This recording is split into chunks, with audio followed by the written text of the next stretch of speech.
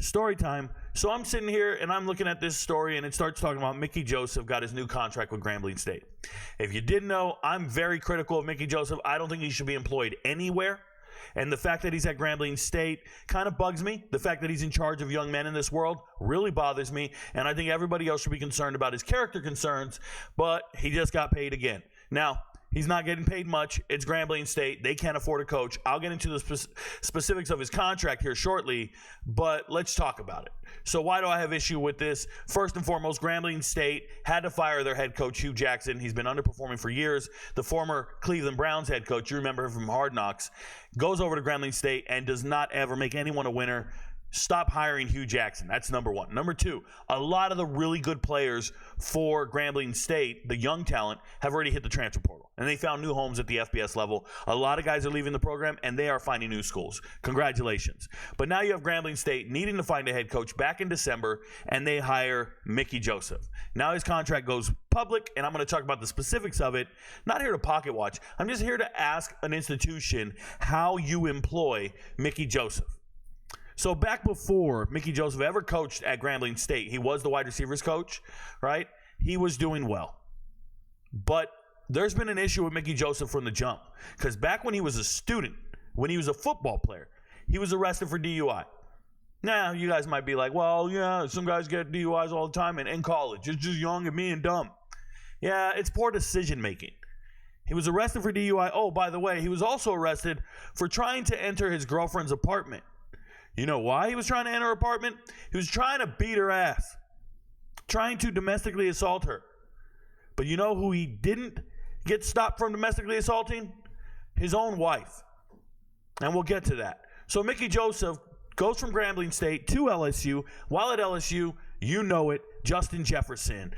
Every good wide receiver over the last 3 or 4 years at LSU during that time frame, every star NFL wide receiver you know, Mickey Joseph brought him there. He's the guy. He knows how to get wide receiver talent to your school. So Scott Frost sees this and hires him at Nebraska. He goes to Nebraska. He brings Trey Palmer with him. That's why LSU lost Trey Palmer. And Trey Palmer showed up to Nebraska and played out of his mind. He was too fast for Nebraska. He was so good because Mickey Joseph knows how to find wide receivers. He brings DeColdis Crawford with him. A Louisiana kid leaves the boot, goes over there. After 1 year, Mickey Joseph gets fired, and now he goes back to La Tech. Shout out to DeColdis Crawford, one of the coldest names in the game. Shout out to him. I know cold-ass names. What up? My name is Rico. Okay, but now we look at Mickey Joseph. You then become the interim head coach at Nebraska after Scott Frost gets fired. And what do? You go and beat the shit out of your wife, and we got witnesses, but then people recant? People recant, charges are dropped, and now you're allowed to walk around free. Doesn't mean somebody didn't get their ass beat. Just means charges weren't pressed. Just means you didn't go to court, you didn't go to jail. Doesn't mean it didn't happen. Somebody's daughter got beat. Somebody's sister, wife, mother got beat. Mickey Joseph puts his hands on women, and I don't know how we keep employing this dude. So now Grambling State goes and hires him, and the first thing you're going to notice is dude's only getting $200,000 from the university. Every single year they'll get a supplemental payment of $125,000. Essentially $325,000 to be at the HBCU. In this day and age, that's terrible. Bro, you make less money than me. I just want to be clear. You make less money than me, and you're coaching an FCS level football team. That's wild. And you're the head coach. Okay, there's a bunch of stipulations in here about whether or not he gets hired at another school, and that's because FBS level programs have very few morals and character, and they want to hire this guy to be your wide receivers coach. They want to hire this guy and poach him from the staff to go over there and start recruiting and get me some more players because they need wide receivers. You see it here. He gets an extra $10,000 for a bowl game appearance. If he wins a Celebration Bowl, he gets $25,000. SWAC Coach of the Year.